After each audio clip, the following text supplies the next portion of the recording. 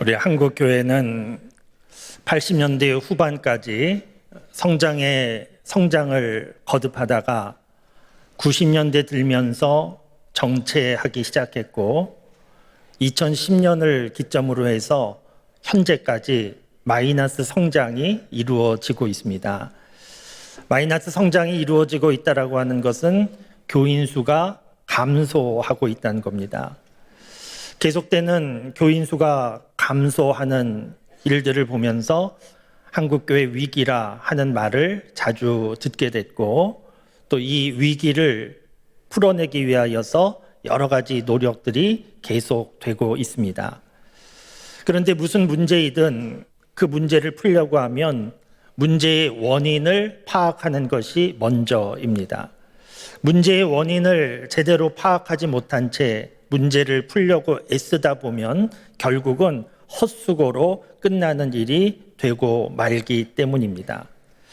한국교회의 위기가 숫자가 줄어드는 것이 위기다라고 하면 숫자가 줄어드는 원인, 이유를 찾아야 되는데 숫자가 줄어드는 이유는 거꾸로 숫자가 늘어났던 이유를 찾아보면 쉽게 알 수 있습니다.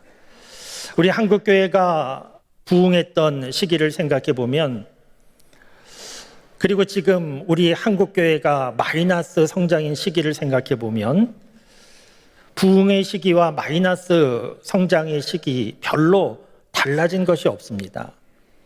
그러니까 교회 건물 그대로 있고 교회에서 드리는 예배 계속해서 드리고 있고 교회 안에서 이루어지는 사역 계속해서 이루어지고 있고 전도도 계속해서 열심히 하고 있습니다. 그러니까 부흥했던 시기나 지금 마이너스 성장의 시대에 달라진 것이 거의 없습니다. 그대로 이루어지고 있습니다. 그러면 무슨 문제가 있을까? 무슨 원인이 있을까? 하는 것을 생각하다 보면 교회 밖에 사회 환경적인 영향이 컸다 하는 것을 알 수 있습니다.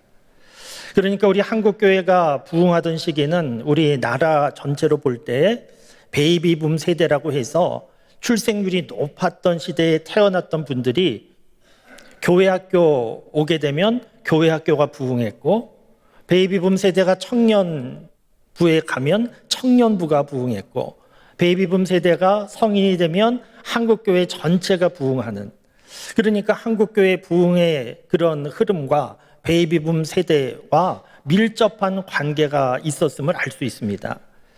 그리고 한국교회가 부흥하던 당시는 우리나라가 여러 가지 어렵고 경제적으로 발전하려고 했고 사회 각 분야에서 무엇인가 좀 잘해보려고 하는 움직임이 있었기 때문에 지방에 있던 많은 분들이 서울에 와서 공부도 하고 서울에 와서 직장도 구하고 돈을 벌려고 서울로 오던 때였습니다. 그래서 학업을 혹은 직장을 위해서 서울에 오신 분들이 교회를 통하여 위로함을 받고 또 안식처로 삼은 그런 일들이 많이 있었는데 한국교회 부흥과 깊은 관련이 있습니다. 그리고 한국교회가 부흥할 때에 우리 한국교회는 총동원 전도주일 이런 행사도 하면서 적극적으로 공격적으로 전도하는 일에 힘썼고 그래서 이런 영향도 한국교회 부흥에 영향을 끼친 겁니다. 그런데 지금은 이런 한국교회 부흥의 요인들이 다 사라져버린 그런 시대를 우리가 지금 살아가고 있습니다. 베이비붐 세대는 이미 은퇴를 많이 하셨고 계속해서 은퇴하고 있고 지금은 출생률이 높은 시대가 아니고 저출산 시대가 되어서 한국교회 부흥할 때와 비교해 보면 요즘 학교의 학급당 학생 수는 예전과 비교해서 3분의 1로 줄어든 그런 시대입니다. 우리나라 가난하지 않습니다. 먹고 살만한 시대가 되었는데 먹고 살만한 시대가 된 것은 어느 시대나 어느 나라나 하나님으로부터 멀어지는 현상이 나타나는데 우리나라에도 그런 현상이 나타나고 있습니다.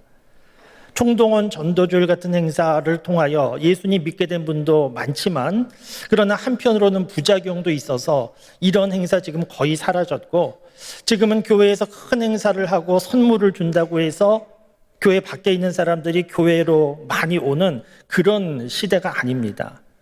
그러니까 교회가 부흥할 때 나타났던 이런 사회 환경적인 요인이 지금은 다 사라졌고, 이런 일로 인하여서 교회가 성장이 정체되고 교인 수가 줄어드는, 감소하는 이런 일들이 나타나고 있는데, 그런데 지금 말씀드린 내용, 이것이 전체적인 이유가 아니고 이것보다 더 중요한 이유가 있습니다. 더 중요한 이유는 교회 내부적인 이유가 있는데, 한국 교회는 교인들의 숫자가 늘어나고 양적으로 부흥하게 될 때 놓친 것이 있는데, 이 양적인 부흥을 질적인 부흥으로 바꾸어야 됐는데 이 부분을 제대로 감당하지 못한 아쉬움이 있습니다.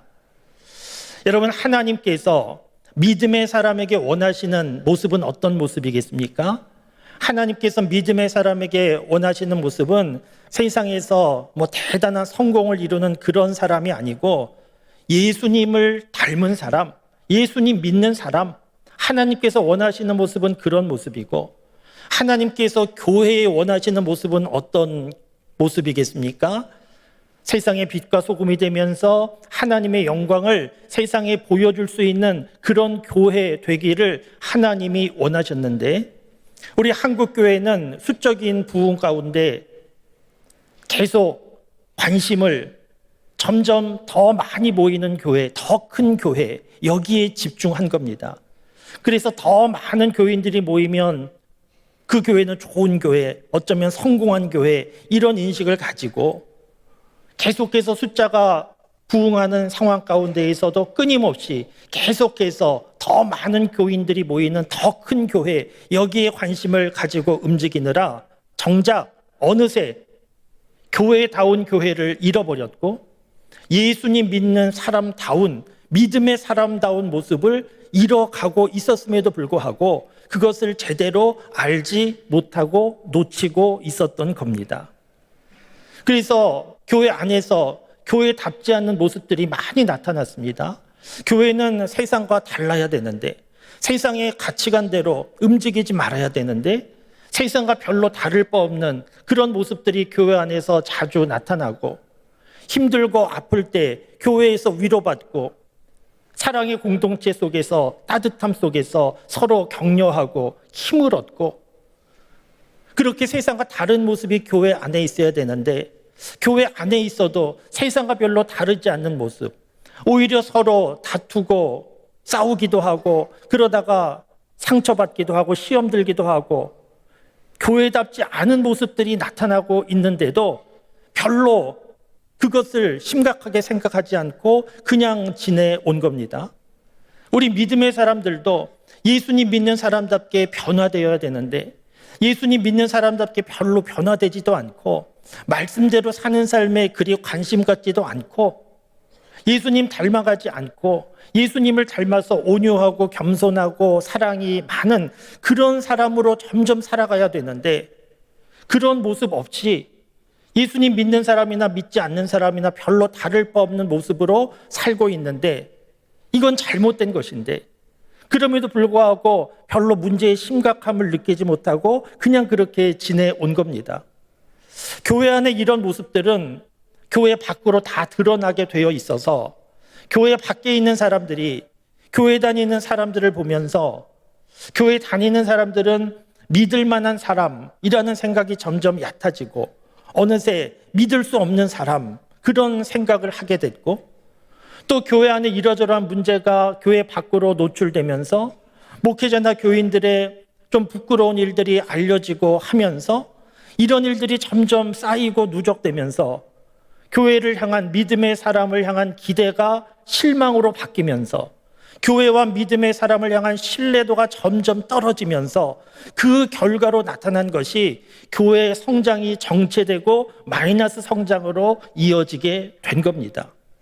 그러니까 교회 건물에 문제가 있었던 것이 아니고, 교회에서 드리는 예배에 문제가 있었던 것이 아닌데, 똑같은 일들이 반복되고 있는데, 그런데 교회 부흥이, 교인들 숫자가 정체되고 마이너스 성장이 된 것은 교회답지 않은 교회의 모습, 그리고 예수님 믿는 사람답지 않은 그 믿음의 사람의 모습, 여기에 문제의 원인이 있었다는 겁니다. 문제의 원인을 이렇게 우리가 찾는다고 하면 여기에서 문제를 해결할 수 있는 길도 찾게 됩니다.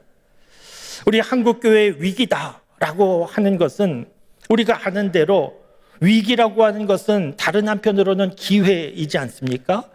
그러니까 지금 단순히 교인 숫자가 줄어들었다, 이것은 위기가 아니고 위기의 결과인 겁니다. 위기는 교회와 믿음의 사람에게 있는 겁니다. 그렇다고 하면 이 위기라고 하는 것이 기회가 되려고 하면 교회와 믿음의 사람이 달라져야 하지 않겠습니까? 지금 한국교회가 위기다라고 하는 이 시대는 다른 한편으로 보면 하나님이 주신 기회라고 볼 수 있습니다. 그동안 거품과 같은 것들이 다 꺼지고 불순물들이 사라지고 다시 교회를 교회답게 하고 믿음의 사람이 믿음의 사람답게 살게 되는 그런 좋은 기회의 시대를 우리가 맞이한 겁니다. 그래서 우리가 이제 관심을 가져야 되는 것은 어떻게 하면 이 한국교회의 위기를 우리가 잘 이겨낼 수 있을까? 이 위기가 어떻게 하면 기회가 될 수 있을까 하는 것에 관심을 가져야 되는데, 이 부분에 대하여서 우리가 두 가지 버릴 것이 있고 두 가지 붙잡아야 하는 것이 있습니다. 먼저 두 가지 버려야 하는 것이 있는데, 우선은 좌절감을 버려야 됩니다. 좌절감은 사기가 떨어진 겁니다. 운동선수들 경기에 임하는데 번번이 지고 또 지고 그러면 다음 경기를 앞두고도 우리는 이길 수 없다, 이런 생각하게 되면 이것이 좌절감인데, 이런 좌절감, 사기가 떨어져서는 경기에 이길 수가 없습니다. 말씀드린 대로 한국교회가 2010년을 기점으로 해서 계속해서 마이너스 성장하면서 한국교회 교인들 마음속에 이제는 안 되는가 보다, 이제는 부흥이 안 되는가 보다, 끝났는가 보다, 이런 좌절감이 알게 모르게 있게 되는데 버려야 됩니다. 이런 생각을 가지고는 다시 부흥할 수가 없습니다. 그리고 버려야 되는 또 한 가지 생각은 조급함인데, 조급함이라고 하는 것은 문제가 일어난 상황에 당황해서 무엇이든 해봐야 되지 않는가, 그렇게 분주하게 움직이는 것이 조급함입니다. 길을 잃었을 때 조급하면 안 됩니다. 길을 잃었을 때 조급한 마음으로 길이 어디 있는가 한번 찾아보자, 여기저기 뛰어다니면 결국 힘은 다 소진돼서 탈진하고 길을 찾을 수 없습니다. 길을 잃어버렸다고 하면 그 자리를 잘 살펴야 됩니다. 그 자리를 잘 살피면서 하늘의 별을 보면서 방향을 찾고 한 걸음 한 걸음 움직여 나갈 때 길을 찾을 수 있습니다. 그러니까 우리가 한국 교회를 생각해 보면서 다시 부흥을 생각한다라고 할 때에 한국 교회를 향하여서 좌절감도 조급함도 버려야 됩니다. 그리고 두 가지를 붙잡아야 되는데, 붙잡아야 되는 두 가지 내용이 오늘 하나님께서 우리에게 주신 본문 말씀입니다. 그런데 오늘 본문 말씀은 단순히 한국 교회 위기를 벗어나기 위한 말씀이 아니고, 우리가 인생을 살아가면서 누구나 이러저러한 문제와 위기 상황을 경험하게 되는데, 그 문제와 위기 상황을 극복할 수 있는, 해결할 수 있는 중요한 내용이 오늘 본문 말씀입니다. 오늘 본문 말씀, 먼저 10절 말씀 보시면, 이를 위하여 우리가 수고하고 힘쓰는 것은 우리 소망을 살아계신 하나님께 두이니 곧 모든 사람, 특히 믿는 자들의 구주시라, 이런 말씀이 있습니다. 중요한 내용은 우리 소망을 살아계신 하나님께 두미니 라고 하는 부분입니다. 소망은 기대하고 바라는 것인데, 기대하고 바라는 것, 살아계신 하나님께 두어야 된다는 겁니다. 아무리 어렵고 힘들어도, 다 끝난 것 같아도 하나님이 계시니까, 하나님이 도와주실 거니까 할 수 있다, 된다, 이런 자세가 참 중요합니다. 여러분, 기독교의 역사를 보면 교회는 항상 어렵고 힘들었습니다. 위기 아닐 때가 없었습니다. 요즘처럼 교인들의 숫자가 줄어들었다, 이 정도는 위기도 아닙니다. 교회 문을 적극적으로 닫고 교회를 없애버리고 예수님 믿는 사람 죽이고 그런 문제 상황 많았는데, 그런데 교회는 무너지지 않았습니다. 교회는 살아남았습니다. 전 세계적으로 유명했던 기업들이 문을 닫고 국가도 무너지는 그런 일들이 인류의 역사 가운데 많이 있었지만 교회는 무너지지 않았습니다. 왜냐하면 교회의 주인은 하나님이시기 때문입니다. 지금도 교회의 주인은 하나님이십니다. 그래서 어렵고 힘든 상황 있지만 우리는 소망을 하나님께 두는 겁니다. 하나님 의지하면, 하나님 붙잡으면 하나님께서 이루실 것이다. 어렵고 힘든 상황 있어도 믿음으로 견디면 하나님이 도와주실 것이다. 우리는 이 소망을 놓지 말고 소망을 붙잡고 살아가는 삶을 살아야 됩니다. 이것이 첫 번째입니다. 그러니까 한국교회의 위기든 개인, 가정의 문제든 소망의 하나님을 붙잡으실 수 있기를 바랍니다. 다른 한 가지는 오늘 본문 말씀 7절 말씀인데, 그러면 하나님이 다 알아서 하시겠지, 하나님만 바라고 있으면 될 것이 아니고 우리가 해야 하는 일이 있는데 그 내용이 7절 말씀입니다. 망령되고 허탄한 신화를 버리고 경건에 이르도록 내 자신을 연단하라. 우리가 잘 알고 있는 말씀인데 너무너무 중요한 말씀입니다. 망령되고 허탄한 신화를 버려야 된다는 겁니다. 망령되고 허탄한 신화는 요즘으로 하면 우리가 인생을 살아가는 과정 중에 세상에서 살아가는데 일반적으로 사람들이 혹은 세상에서 우리가 생각하며 살아가는 그런 가치관과 같은 겁니다. 그러니까 돈이 최고다, 학력이 최고다, 권력이 최고다, 어떻게 해서든지 성공해야 된다, 그런 생각을 가지고 성공하는 것을 인생의 목적으로 삼고 살아가는 삶, 이런 삶이 망령되고 허탄한 신화에 붙잡힌 것입니다. 왜냐하면 예수님 믿는 삶은 이런 삶이 아니기 때문입니다. 예수님 믿는 삶은 주 예수보다 더 귀한 것 없네, 이 믿음을 가지고 하나님 나라를 향하여서 하나님 믿는 믿음의 사람답게 살기를 소원하고 그와 같은 삶이 삶의 목적이 되고 그와 같은 삶을 추구해 가는 삶이 믿음의 삶인데, 이런 삶이 경건이라는 겁니다. 경건에 이르도록 힘써라. 경건은 예수님 닮아가는 삶입니다. 예수님 닮아가는 모습이 경건입니다. 이런 삶에 힘써야 되는데 경건에 이르도록 연단해야 된다는 겁니다. 저절로 되는 것이 아니라는 겁니다. 훈련해야 된다는 겁니다. 그런데 안 되는 것이 아니고 훈련하고 연습하면 된다는 겁니다.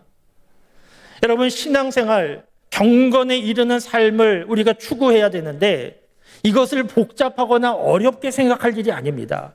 신앙생활은 결코 복잡하거나 어렵지 않습니다. 하나님께서 우리 수준을 잘 아십니다. 요즘 한국 교회에서 자주 듣게 되는 표현 가운데 심플 처치라는 표현을 자주 듣습니다. 심플 처치를 위한 세미나 이런 것도 많이 열리고 있는데, 내용이 무슨 내용인가 하면 한국 교회가 그동안 너무 복잡해졌다는 겁니다. 사역도 너무 많아졌다는 겁니다. 그래서 신앙생활하는 것이 상당히 어려워진 느낌이 있는데, 이거 다 정리하고 간소화하고 본질적인 것에 우리가 좀 집중해야 되지 않겠느냐, 이런 반성 가운데 지금 나타나는 하나의 운동이 심플 처치입니다. 여러분, 신앙생활 복잡하지 않습니다. 간단합니다. 기본적인 것 잘 하면 됩니다. 신앙생활의 기본은 무엇입니까? 디모데전서 4장 5절 말씀에 보면 말씀과 기도로 거룩하여 짐이라, 이런 말씀이 있습니다. 신앙생활의 기본은 말씀과 기도입니다. 우리 교회에서도 이 말씀과 기도를 중요하게 생각하고 우리 교회 여러분들이 함께 하기를 바라는 마음으로 계속해서 권하고 알려드리고 있습니다. 연초에도 성경 통독 읽기 체크리스트 그런 표도 나눠드리고, 우리 교회 달력에도 보면 날마다 성경 읽는 내용 분량이 기록되어 있고, 우리 교회에서 제공해드리는 채널을 통하여서 성경 말씀 날마다 읽을 수 있습니다. 성경 암송 카드도 연초에 나눠드렸고 매주마다 주보에 성경 암송 구절이 실리고 있습니다. 중요한 것은 무엇입니까? 성경 말씀을 읽고 암송하고 있느냐, 이게 중요한 겁니다. 왜냐하면 기본이기 때문에. 그리고 기도의 삶도 참 중요합니다. 우리 교회 새벽 기도회도 있고 금요 기도회도 있습니다. 현장에 나오시는 교우들도 많고 온라인으로 보는 교우들도 많은데 이렇게 새벽 기도회, 금요 기도회 중요합니다. 이게 기본이기 때문입니다. 오늘처럼 주일 예배를 드리고 수요 예배를 드리고 예배도 물론 기본입니다. 그리고 이번 주 수요일에 미랄 전도대 다시 모이고 또 70인 전도대 함께 하시자고 권하고 있는데 전도하는 것도 신앙생활의 기본입니다. 그런데 이런 것이 복잡한 것이 아니고 시간이 많이 소요되는 것이 아니고 이런 내용들이 기본적인 것들이 일상적으로 우리 삶에 그대로 스며들어야 됩니다. 그러니까 말씀 읽고 기도하고 예배드리고 전도하고 이런 삶이 분리되는 것이 아니고 자연스럽게 우리 삶에 녹아들어야 되는데 이렇게 되려고 하면 경건을 위하여 연단이, 연습이, 훈련이 필요하다는 겁니다.